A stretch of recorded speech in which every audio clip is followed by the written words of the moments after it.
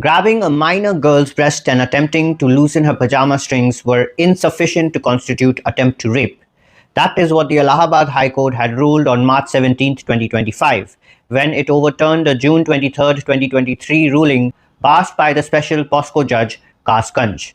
And this interpretation triggered serious legal concerns. Taking suo motu cognizance of the High Court's order, a bench of Justice Surya Kant and Justices Joy Malla Bakshi and N.V. Anjaria examined the reasoning, and the court did not mince its words. The Supreme Court observed that we cannot agree with the findings of the High Court that the allegations only amount to preparation but not an attempt towards the commission of the offence of rape. The impunged judgment thus is liable to be set aside on account of the patently erroneous application of the settled principles of criminal jurisprudence, the bench said.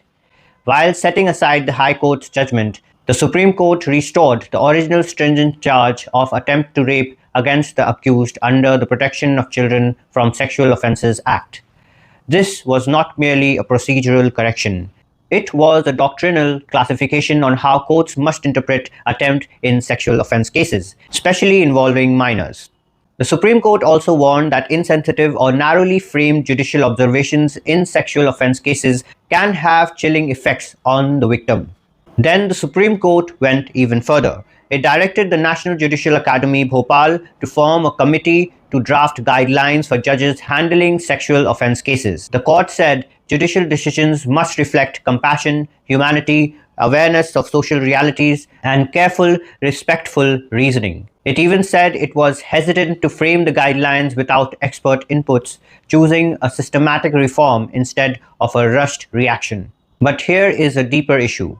When higher courts must correct lower courts on issues like sensitivity, is the system working as it should, or does it reveal how fragile victim dignity can be inside courtrooms? In sexual offence cases, is technical reasoning enough, or must justice always actively protect the lived reality of the person being harmed? And where should that balance lie? Let me know what are your thoughts on this in the comment section.